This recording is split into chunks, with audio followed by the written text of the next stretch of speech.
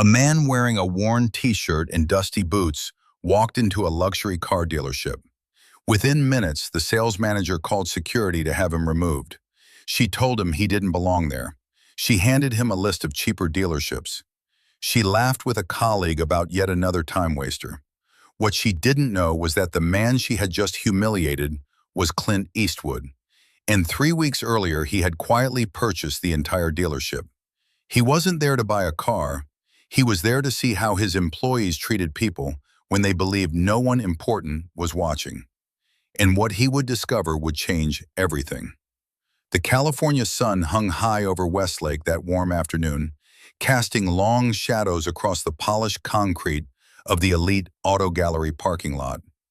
The dealership stood like a monument to success, its glass facade reflecting rows of luxury vehicles gleaming under golden light. It was the kind of place where dreams were bought and sold, where the scent of new leather and fresh wax promised a life of comfort and status. But on that particular day, something unexpected was about to unfold. An old, worn motorcycle rumbled into the lot. Its engine was a modest hum compared to the purring of exotic sports cars on display. The rider guided it to a far corner, away from the pristine rows dominating the front spaces.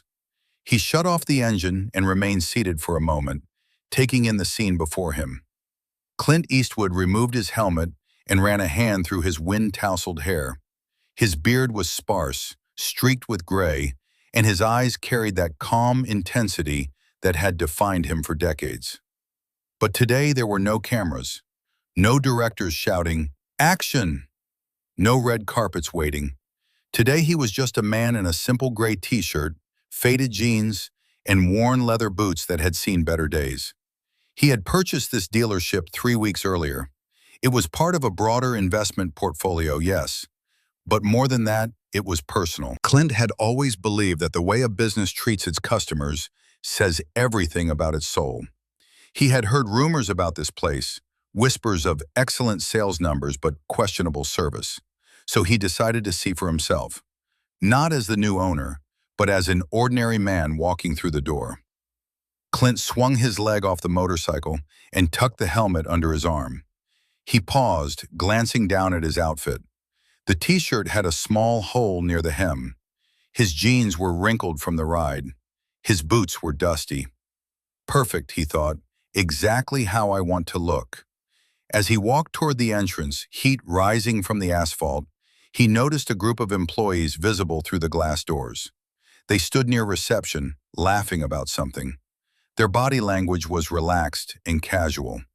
A woman in a sharply tailored blazer held a folder and gestured animatedly, while two younger salesmen nodded. Toward the back, a security guard leaned against a pillar, scrolling through his phone. Clint pushed open the heavy glass door and stepped inside. Before continuing with this incredible story about respect, second chances, and the humility of a legend, if you enjoy this content and want to support the channel so we can keep bringing you stories like this, don't forget to subscribe and activate the notification bell so you never miss one of our narrated stories. Let's continue. The transition indoors was immediate. The oppressive California heat gave way to crisp, cool air carrying the unmistakable scent of luxury, leather, polish, and something lightly floral from a carefully arranged display near the entrance. The showroom was immaculate, a cathedral of chrome and glass where every surface gleamed under strategically placed lighting. Rows of high-end vehicles stretched before him like sleeping giants, each polished to perfection and positioned to catch the light at just the right angle. The chatter near reception faltered when Clint entered. He felt it instantly, that subtle shift in atmosphere when someone is being evaluated. The employees looked his way, their eyes traveling from his worn boots to his simple shirt and messy hair. He caught the quick exchanges, raised eyebrows, nearly imperceptible shrugs that said everything without a word. One of the younger salesmen, about 30, hair slicked back, expensive watch, leaned toward a colleague and muttered something under his breath. The other smirked and looked away. Clint pretended not to notice. He had spent decades in Hollywood, A world built on appearances and snap judgments. He knew exactly what they were thinking. This guy doesn't belong here. He's probably lost. He's definitely not here to buy a car. He walked deeper into the showroom, his boots making soft sounds against the polished floor. He stopped beside a sleek, silver sports car, its curved body like liquid metal frozen in motion. He reached out and ran his fingers across the hood, feeling the cool smoothness beneath his touch. From across the room, he heard someone clear their throat. Clint looked up to see one of the salesmen approaching, though approaching might be generous. The young man walked slowly, reluctantly, as if he'd drawn the short straw and was now forced to deal with an unpleasant task. His name tag read Miguel. His smile never reached his eyes. "Can I help you find something?" Miguel asked, his tone carrying the faintest hint of condescension. He stopped several feet away, maintaining distance as if proximity itself were beneath him. "Just looking," Clint replied. "You've got some beautiful cars here." Miguel nodded, glancing at the vehicle Clint had been touching.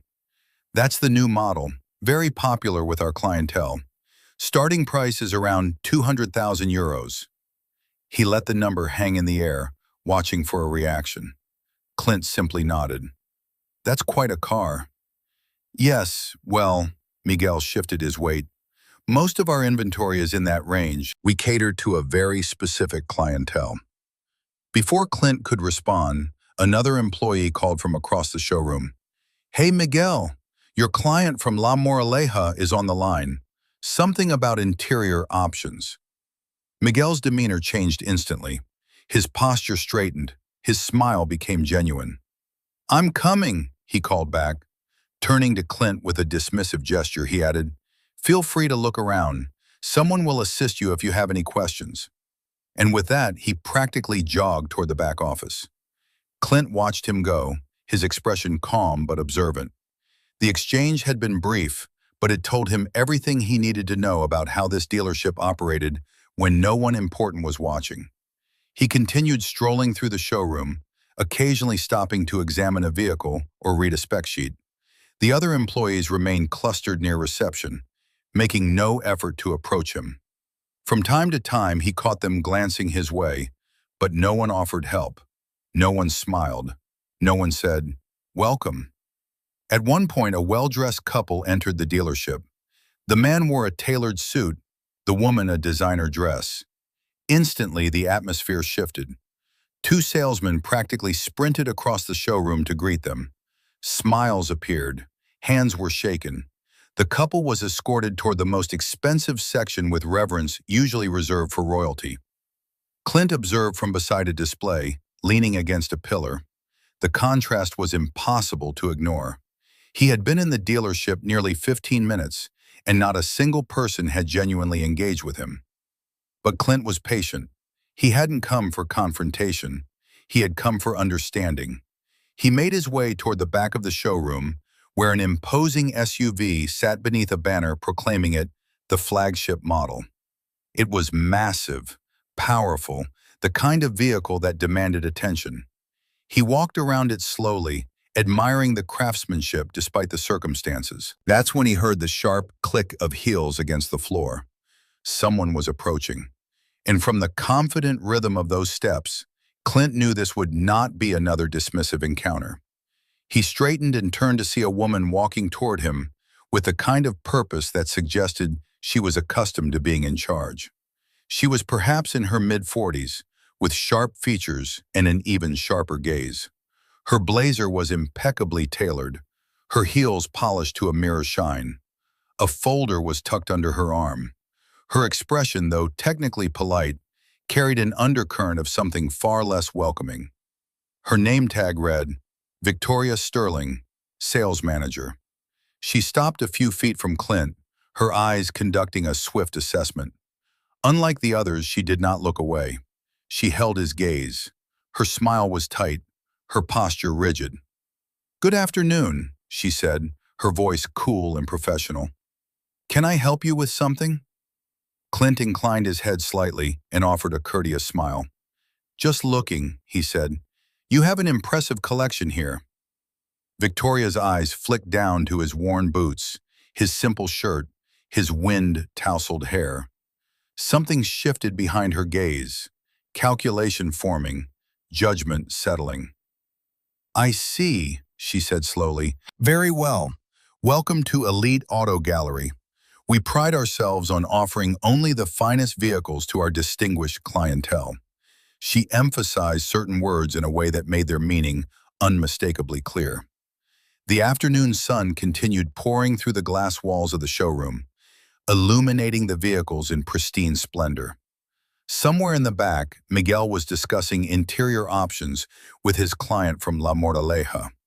The well-dressed couple was being shown the features of a luxury sedan. And Clint Eastwood, the new owner of Elite Auto Gallery, stood unrecognized in front of his own sales manager, watching prejudice quietly take root. He had wanted to see this dealership's true colors. Victoria Sterling was about to show him exactly what they were. Victoria stood before Clint with the practiced grace of someone who had spent years perfecting the art of polite rejection. Her smile remained fixed, but her eyes told a different story. They were calculating, assessing, already drawing conclusions based solely on what he was wearing. She shifted her folder slightly under her arm and began. "Are you just browsing, or is there something specific I can assist you with?" Clint gestured casually toward the showroom. "I'm interested in what you have available. Perhaps something with strong performance, comfortable for long trips." Victoria's eyebrows lifted almost imperceptibly.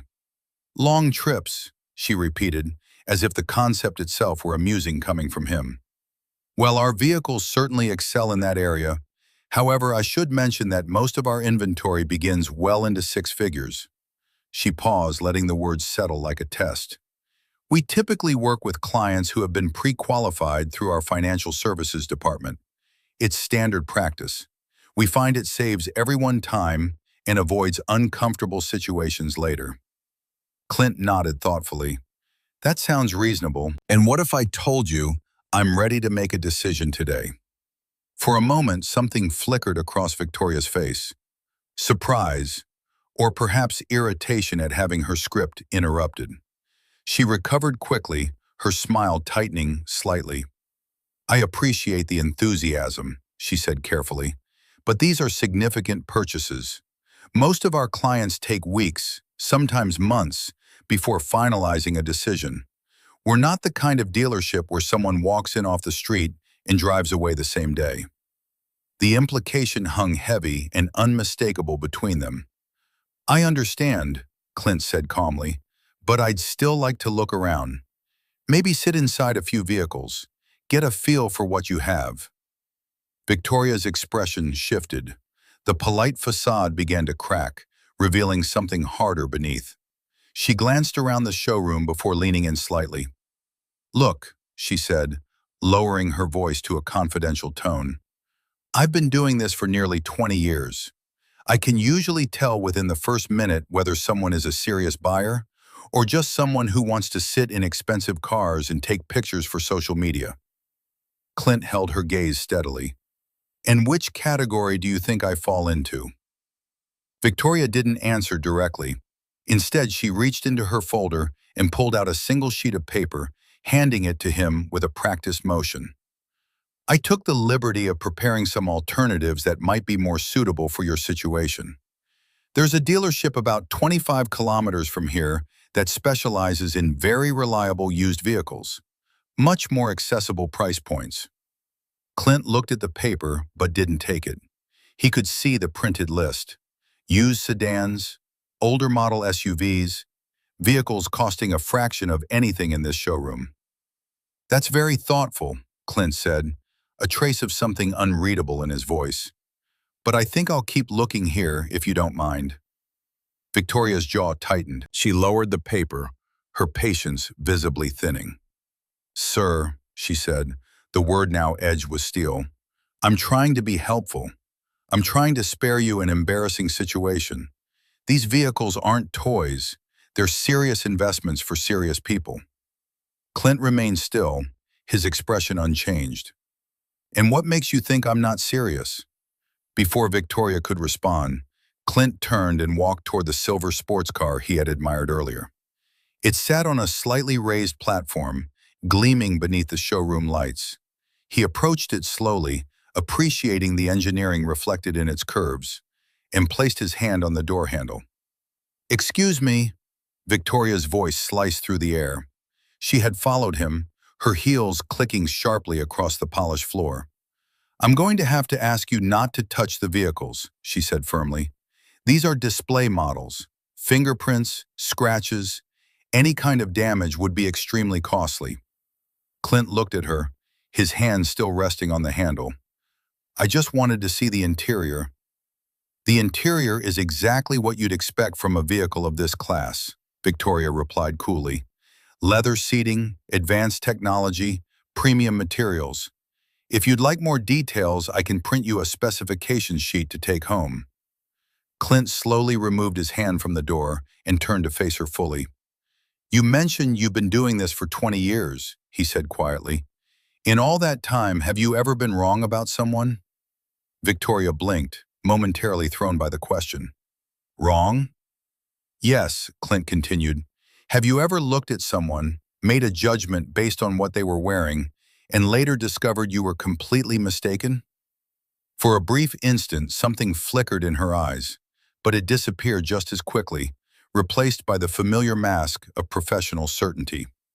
"I trust my instincts," she said firmly. "They've served me well." Clint nodded slowly. "I see." At that moment, Miguel passed by, returning from the back office. He slowed as he approached, a smirk spreading across his face. Leaning slightly toward Victoria, he spoke loudly enough for Clint to hear. "Another window shopper," he chuckled. "We should start charging admission." Victoria's lips curled into a small, complicit smile. She didn't respond verbally, but the shared amusement between them was unmistakable. Miguel walked off, leaving behind the faint echo of his laughter. Clint remained perfectly still. He heard every word, saw every glance, felt every ounce of disdain radiating from the exchange. But his expression stayed calm, almost serene. He had learned long ago that reacting to small cruelties only gave them power. Victoria turned back to him, her smile now carrying a hint of triumph. She clearly believed she had won this silent battle, that her assumptions had been validated. "As I was saying," she continued, straightening her jacket, "perhaps it would be best if you returned at another time, when you're more prepared." Clint looked at her for a long moment. The showroom hummed quietly around them. Employees chatted near their desks. The well-dressed couple was signing paperwork in a glass office. Everything appeared perfectly normal, perfectly routine, but beneath the surface something was shifting. Clint took a slow breath and spoke, his voice soft but firm. "Actually, I'd like to speak with the owner." The words landed between them like a stone dropped into still water. Victoria's confident smile faltered slightly as confusion crept into her eyes. "The owner?" she repeated, her tone blending disbelief and impatience. "You want to speak with the owner?" Clint nodded calmly. "That's correct." Victoria let out a short laugh, devoid of warmth. "Sir, the owner of this dealership is an extremely busy individual. He doesn't simply appear because a walk-in customer requests a meeting. That's not how things work here." "I understand," Clint replied steadily, "but I believe he would want to hear about my experience today." Victoria's expression hardened. Her patience, already strained, was now completely gone. She straightened her jacket and lifted her chin, adopting the posture of someone about to deliver a final verdict. "Look," she said, her voice rising slightly, "I've tried to be reasonable with you. I've offered alternatives. I've explained our policies. I've done everything I can to help you understand that this dealership may not be the right fit for your needs." She stepped closer, her eyes narrowing. "But you've refused to listen. You've wasted my time. And frankly, you're beginning to disturb other customers." Clint glanced around the showroom. Several employees had paused their work, their attention drawn to the escalating confrontation. The well-dressed couple had stopped signing paperwork, watching from behind the glass with curious expressions. Even the security guard near the entrance had straightened, his hand instinctively moving toward the radio on his belt. "I apologize if I've caused any inconvenience," Clint said quietly, "but I still believe a conversation with the owner would be beneficial." Victoria's face flushed with frustration. She turned sharply toward the security guard. "Francisco," she called, her voice carrying across the showroom. "Could you come here, please?" The security guard, a broad-shouldered man in his 50s with a stern face, walked toward them with measured steps. His name tag confirmed what Victoria had said, Francisco. He stopped beside Victoria, his eyes scanning Clint with professional detachment. "Is there a problem here?" Francisco asked, his voice low and rough. Victoria nodded briskly. "This gentleman has been asked to leave several times, but he refuses to cooperate. I need you to escort him out." Francisco turned to Clint, neutral but firm. "Sir, I'm going to have to ask you to come with me." Clint looked at Francisco, then at Victoria, then at the employees who had gathered at a safe distance to watch the scene unfold. The showroom had fallen silent, the usual hum of activity replaced by tense quiet. "Before I go," Clint said calmly, "may I make a phone call?" Victoria scoffed. "A phone call won't change anything." "It'll only take a moment," Clint replied. "I promise." Francisco hesitated, glancing at Victoria for guidance. She rolled her eyes and flicked her hand dismissively. "Fine," she said. "Make your call, but then you leave, whether you like it or not." Clint reached into his pocket and pulled out his phone. He scrolled through his contacts, found the name he wanted, and tapped call. He brought the phone to his ear, his eyes never leaving Victoria's face. The showroom held its breath. "Hello, it's me," Clint said, his voice low and controlled. "I'm at the dealership. There's been a small misunderstanding. Could you come and help clear things up?" He paused, listening to the response. "Great. See you in a few minutes." He ended the call and slipped the phone back into his pocket. Then he looked at Victoria with an expression impossible to read. "They'll be here shortly," he said simply. Victoria stared at him, her confident demeanor beginning to crack. "Who? Who did you just call?" Clint didn't answer. Instead, he walked calmly to a leather bench near the entrance and sat down. He crossed one leg over the other and folded his hands in his lap. The picture of patience. Francisco looked at Victoria uncertainly. "Do I still escort him out?" Victoria hesitated. The unexpected phone call had thrown her off balance. She wasn't used to situations that didn't follow her script. "Wait," she said at last, her voice less sure than before. "Let's see who shows up." The minutes that followed felt like hours. Victoria stood near reception with her arms crossed, her foot tapping an anxious rhythm against the polished floor. Miguel came out from wherever he'd been hiding, drawn by the commotion, and joined the other employees, whispering and throwing nervous glances toward Clint. Clint remained on the bench, calm and still. He watched the afternoon lights shift across the showroom floor, throwing long shadows toward the gleaming vehicles. He thought about the conversation that was coming, the words he would choose, the lessons that needed to be learned. Then the front door opened. A man in his 50s stepped into the showroom wearing a tailored navy suit that spoke of authority and success. His silver hair was neatly styled, and his posture radiated confidence. But it was his expression that caught everyone's attention. Serious, focused, directed entirely at one person. Clint knew him. The man strode through the showroom with purpose, his polished shoes clicking against the tile. Employees stepped aside to let him pass. Eyes widened with recognition. This was Marcos Lopez, the regional director of operations, a man whose name was spoken with respect throughout the company.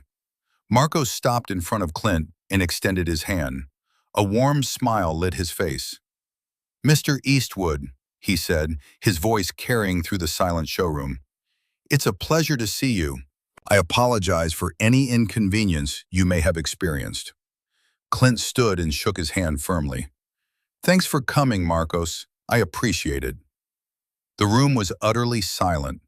Every employee, every customer, every person in the showroom watched the exchange with stunned disbelief. Victoria's face drained of color. Her folder slipped slightly in her grip. Marcos turned to face her, his warmth cooling into something more professional. "Miss Sterling," he said evenly, "I see you've already had the pleasure of meeting Mr. Eastwood." Victoria opened her mouth, but no words came. She looked from Marcos to Clint and back again, her mind struggling to process what was happening. I don't understand," she finally managed, her voice barely a whisper. Marcos adjusted his tie and spoke clearly, making sure everyone nearby could hear. "Let me clarify. This is Clint Eastwood. As of 3 weeks ago, he is the new owner of Elite Auto Gallery." The words hit like thunder in the silent showroom. Victoria went from pale to ashen. Her mouth opened and closed several times, but she seemed to have lost the ability to form coherent sentences. Behind her, Miguel froze mid-step, his earlier smirk replaced by pure horror. "The new owner?" Victoria repeated, her voice trembling. "He's the new owner." "That's correct," Marcos confirmed. He looked at Clint apologetically. "I trust your visit today wasn't what you expected." Clint looked at Victoria, then at Miguel, then at the other employees scattered around the showroom like statues. He could see fear in their eyes, the dawning realization of what they had done, the desperate calculations racing through their minds. "It was educational," Clint said at last, his voice calm but heavy with meaning. Victoria took a shaky step forward. "Mr. Eastwood," she began, her voice cracking. "I'm so sorry. I had no idea. If I'd known who you were, I never would have—" Her voice faded, unable to finish the sentence. Clint looked at her for a long moment. The showroom stayed frozen, everyone holding their breath, waiting to see what would happen next. "That's exactly the problem," Clint said quietly. "You treated me a certain way because you didn't know who I was. The question is, how do you treat people when you think no one important is watching?" Victoria had no answer. She stood there, her carefully built confidence shattered, her eyes glassy with the start of tears. Clint turned to Marcos. "I think it's time to have a meeting with the entire staff. There are some things we need to discuss." Marcos nodded immediately. "Of course. I'll gather everyone in the conference room." He pulled out his phone and began making calls. Within moments, the showroom erupted into quiet chaos as employees hurried to comply. Victoria remained rooted in place, her world collapsing around her. Miguel had vanished completely, no doubt hoping to avoid the storm ahead. Clint watched the activity unfold. He felt no satisfaction in what had happened, no pleasure in humiliating Victoria. This wasn't about revenge or proving a point. It was about something far more important: change. And change, he knew, always began with a single moment of truth. The conference room on the second floor of Elite Auto Gallery was designed to impress. Floor-to-ceiling windows offered a panoramic view of the California hills. A long mahogany table dominated the center of the space, surrounded by leather chairs that cost more than most people's monthly rent. Modern art hung on the walls, and a state-of-the-art presentation screen filled one end of the room. But that afternoon, none of it mattered. The luxurious setting felt suffocating, the air thick with tension and unspoken fear. Employees filed in one by one, hesitant steps, faces drawn tight with anxiety. They took seats around the table, leaving careful distances between each other, as if proximity might somehow implicate them in what had happened. No one spoke. No one made eye contact. The only sounds were the soft scrape of chairs and nervous throat clearing. Victoria Sterling entered last. She'd regained some composure since the incident on the showroom floor, but her eyes were still red, and her hands trembled slightly as she clutched her folder like a lifeline. She chose a seat near the back corner, as far from the head of the table as possible, and seemed to shrink into herself as she sat. Miguel was notably absent. He'd slipped out a side door shortly after Marcos Lopez arrived and hadn't been seen since. Clint stood near the windows with his back to the room, watching the afternoon sun begin its descent toward the horizon. He had removed his worn leather jacket and draped it over a chair, revealing the simple gray t-shirt underneath. In this room full of expensive suits and designer clothing, he looked almost out of place. And yet there was no doubt who commanded the space.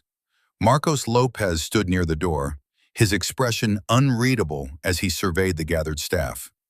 When the last employee took a seat, he nodded toward Clint and quietly closed the door. The soft click of the latch echoed in the silence. Clint turned from the window and faced the group. His expression was calm, thoughtful, carrying none of the anger or desire for vengeance they all expected.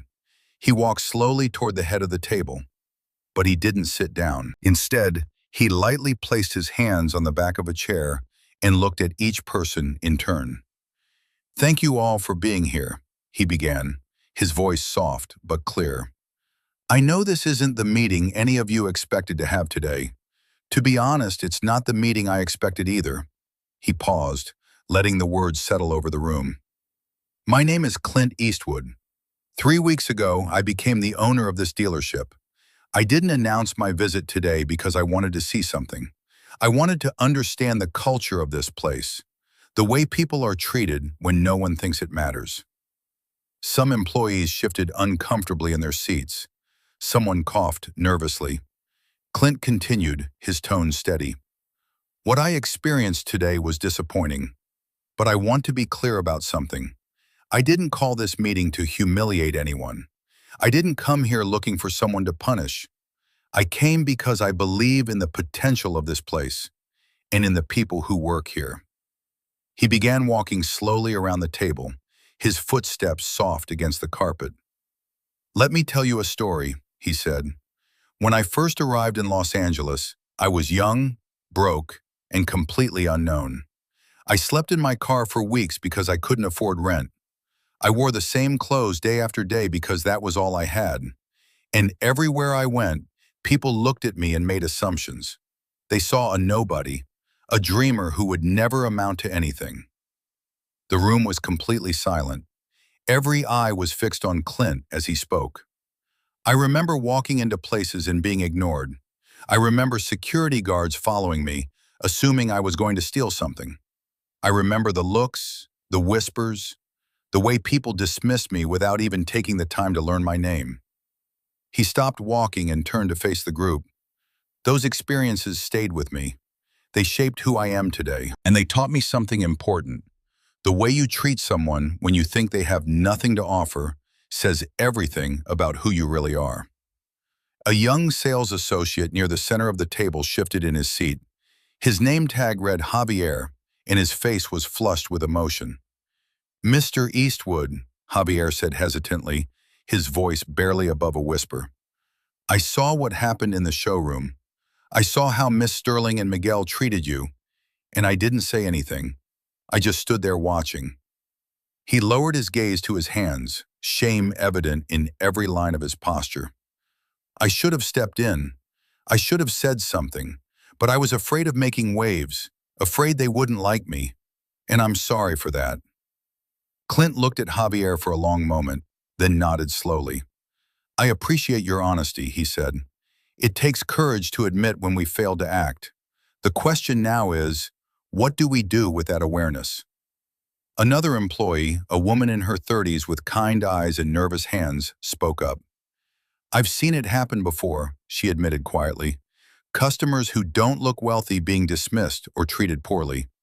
I always told myself it wasn't my place to interfere, but that was just an excuse, wasn't it?" Clint nodded. "We all make excuses for the things we don't want to confront, but silence in the face of injustice is its own kind of choice." He walked back toward the head of the table, his expression thoughtful. "Let me share something else with you," he said. "Every person who walks through those doors downstairs has a story. They have dreams, struggles, victories, and failures you know nothing about. The young man in ripped jeans might be a tech entrepreneur who just sold his company for millions. The older woman in modest clothes might be a retired teacher who spent her life changing lives. The teenager in a hoodie might be the next great artist, inventor, or leader. He paused, letting the words sink in.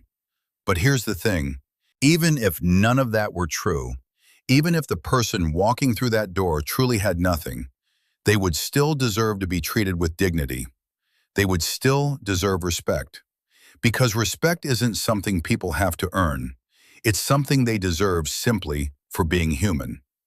Clint placed both hands on the table and leaned forward slightly. And let me tell you something about business, he continued. A customer who feels disrespected will tell 10 people about their experience. They'll leave reviews. They'll warn their friends. They'll remember how you made them feel long after they've forgotten what you said. He straightened and looked around the room. But a customer who feels valued, who feels seen and respected, will come back. They'll bring their friends. They'll become advocates for your brand. True wealth in this business isn't measured by the cars we sell. It's measured by the relationships we build and the trust we earn. The room was completely still. Several employees had tears in their eyes. Even Marcos Lopez, standing by the door, seemed moved by the words. Clint turned his attention to Victoria, who had been sitting motionless in her corner, her face pale and drawn. "Victoria," he said gently.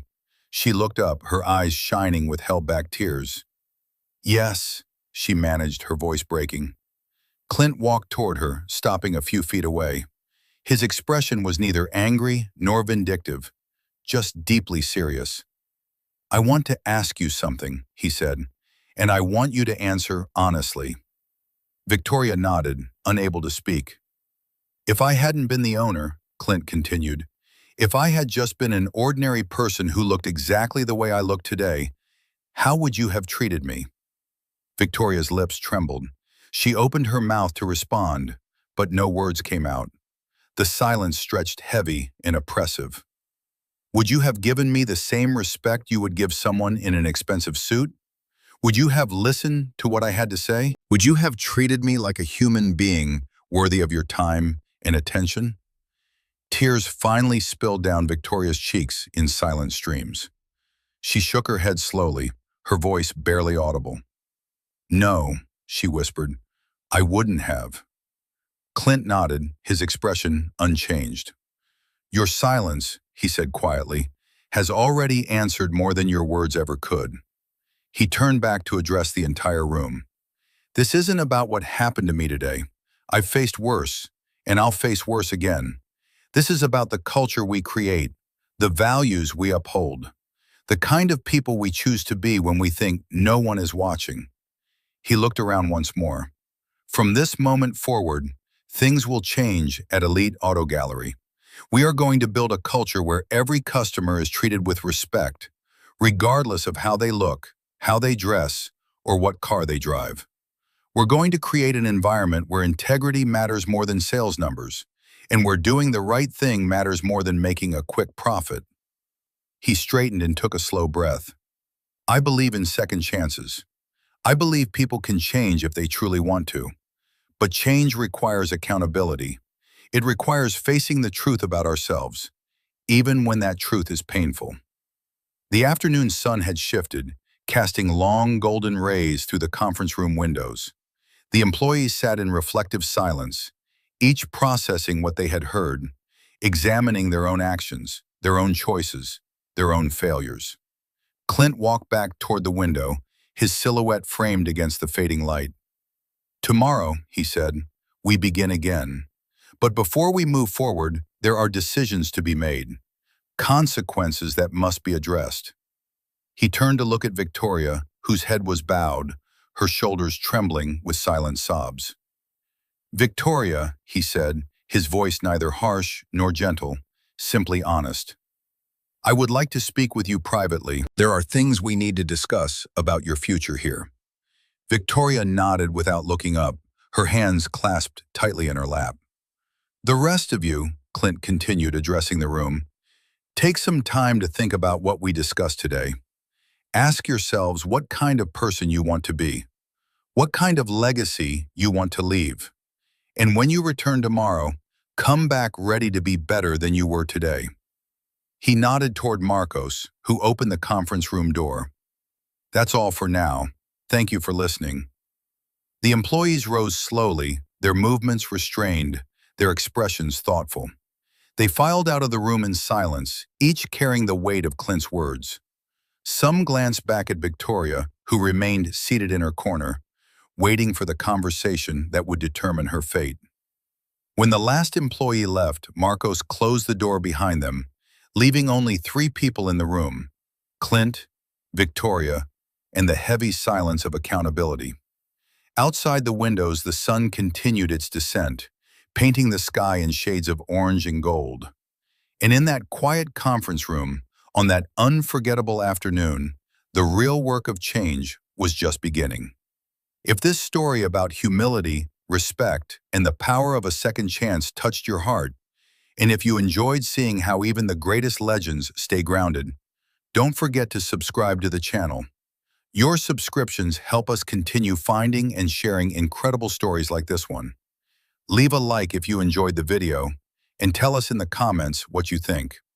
Until the next story.